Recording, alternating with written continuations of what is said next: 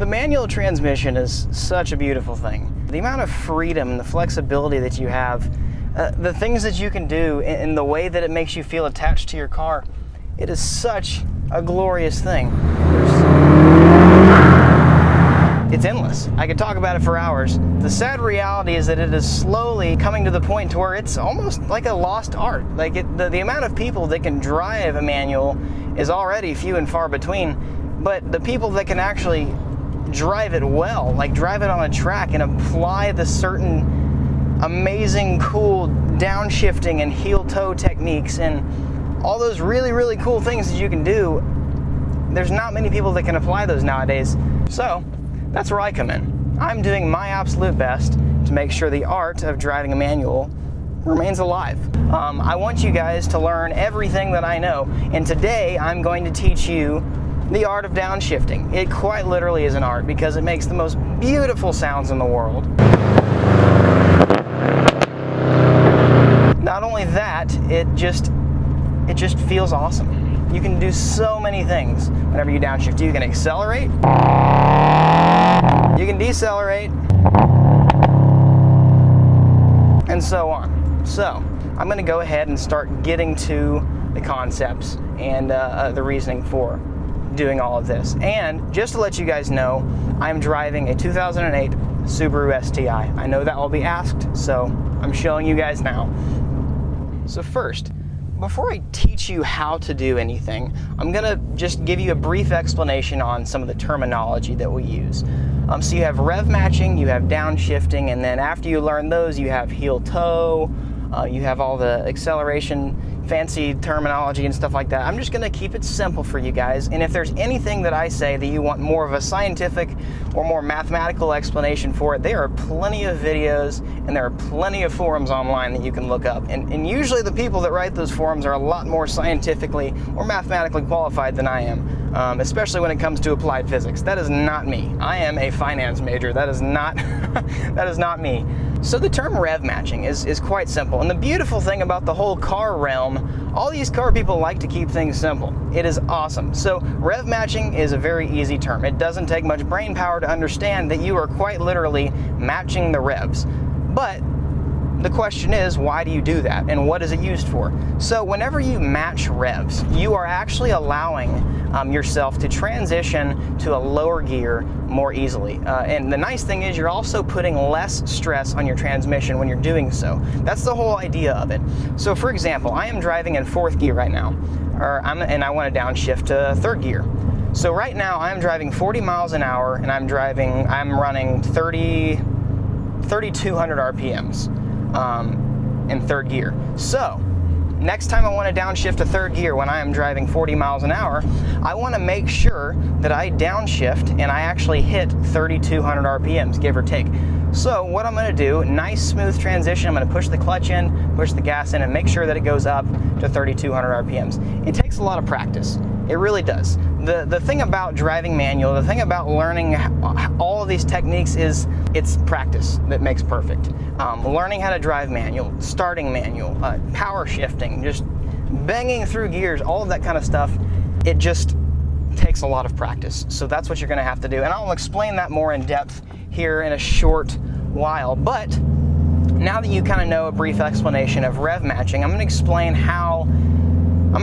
the correlation between that and downshifting. Downshifting is good for 2 reasons. Acceleration and deceleration. The nice thing is it makes for more efficient daily driving, and it makes for a lot more professional and faster track driving as well. That being said, I will explain to you why we downshift. Downshifting is beautiful, but you have to kind of understand why it occurs or why we do it first. So just to kind of, again, keep it simple without going into too much explanation, the transmission works like this. If you have a 6-speed transmission, say you have a 6-speed or a 5-speed, doesn't matter. I'm going to use a 6-speed because I have a 6-speed. As you progress through the gearbox, 1st, 2nd, 3rd, 4th, 5th, 6th. 1st is the largest gear. A lot of people get confused on that. It is the largest gear. 6th is going to be the smallest gear, and it gets smaller as it goes on. And the simple explanation for that is larger gears produce more torque. First gear produces the most torque out of any gear. Second gear produces the second most torque. Sixth gear produces the most power, but it produces the least amount of torque in comparison to the other 5 gears. So, that being said, we're going to now apply that concept to actually driving. Whenever you have more torque, you accelerate quicker. You don't go faster, but you accelerate quicker. So, say I'm wanting to go to, I don't know, say I'm wanting to go to 60 miles an hour.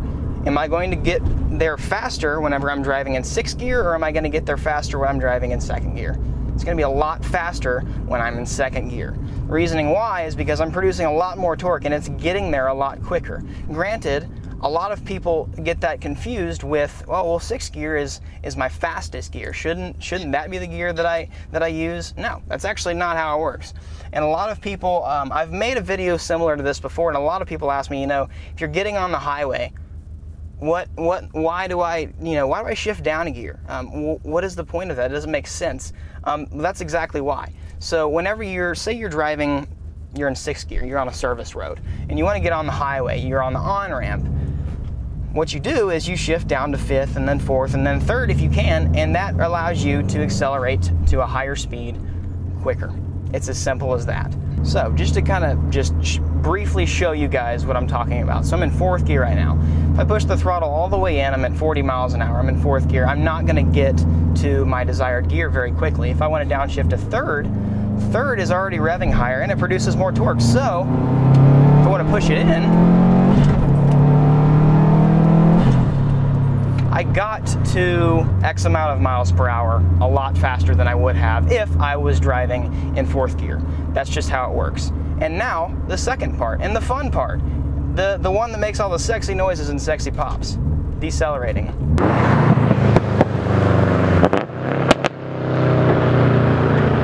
And another term that you probably have heard before is engine braking. Again, car people like to keep it simple, and that is a very simple term. It quite literally means you are braking with your engine. You are allowing your engine to take a little bit more of the stress off of your brakes. And that's more applied to track use, but it's also pretty efficient for daily driving. I do it, and it actually saves me gas. It depends on the car that you use.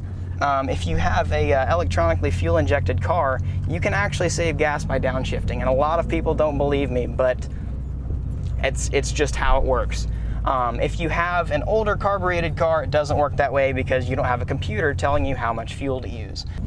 Okay, so far, what we have learned is you rev match. In the process of that, you're doing that because you're wanting to downshift. You are downshifting because you're either A, decelerating, or B, accelerating. Both are very fun. Decelerating makes fancy, sexy noises. Well, actually, accelerating technically does too because you're still downshifting. But you're doing it for either of those reasons, whether it be for daily use or for track use. You now understand the concept of why it's done. Now that you guys have a pretty firm grasp on why you downshift, I'm now going to do my absolute best to tell you guys and show you guys how to actually do it.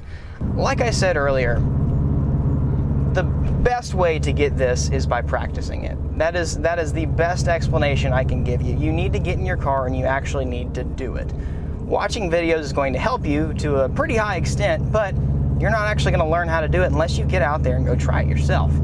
So get out there and go break some gearboxes. I'm just kidding. Don't do that. And if you do, I'm not responsible for that. So the most difficult part about explaining this is everything happens in one motion. It is literally everything happens at one time. What you need to do is you need to kind of program yourself to do all of these steps at one time. Just constantly just be like, okay, do this, do this, do this. Now, do it all at once. So you need to first practice rev matching. You need to understand your car so that you can understand, okay, you know what, if I press the gas in this much, my car is going to shoot up this much RPMs.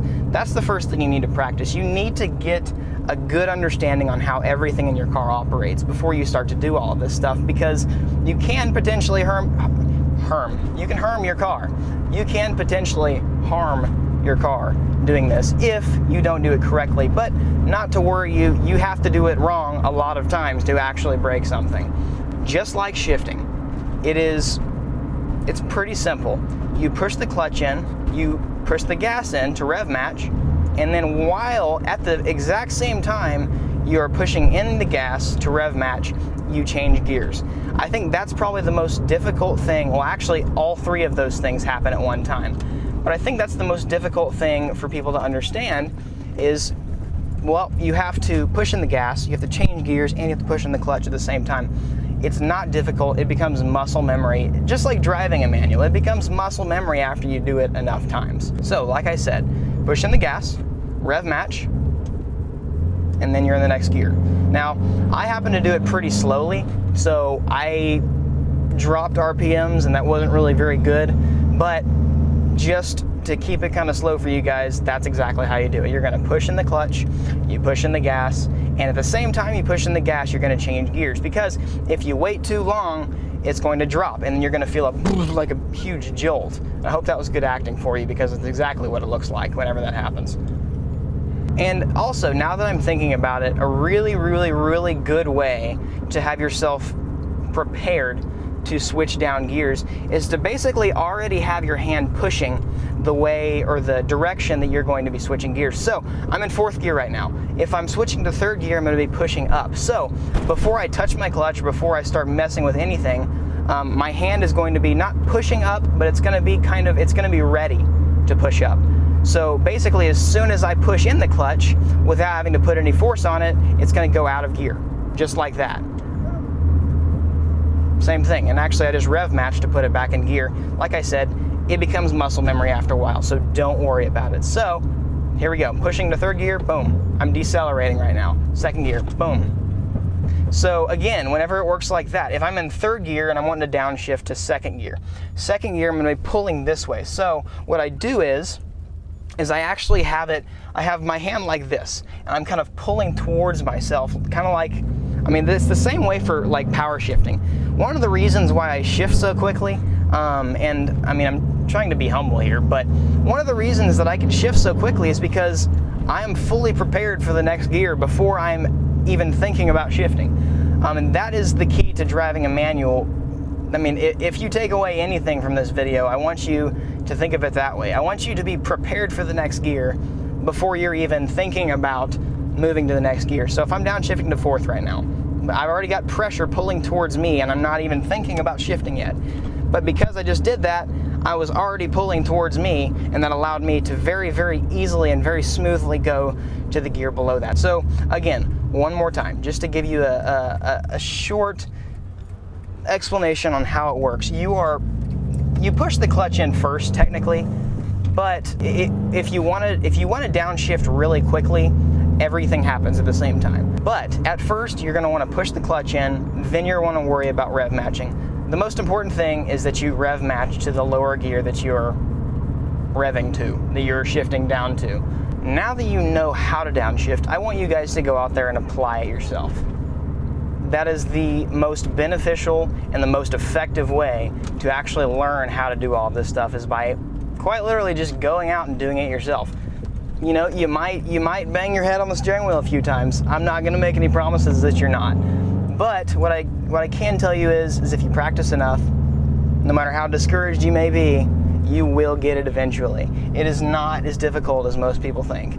All you have to do is apply yourself to it and just keep practicing. If you guys have any more recommendations whatsoever, whether it be just anything, just videos in general, if you guys have any questions whatsoever, feel free to let me know. I have the comment section down there for a reason, and I check my comment section a whole bunch. You know, I am a busy person, but I do try my absolute best to make sure everyone gets their question answered, unless I already answered the question in the video. So all I ask is that you watch the whole video, in which case, if you're at this point, you have watched the whole video, and I really, really hope you guys did enjoy it. If there's something I did not cover in the video, type in that comment section and ask me. And make sure your replies are enabled as well, because sometimes you don't know it, but Google automatically disables your replying abilities, or they disable the ability.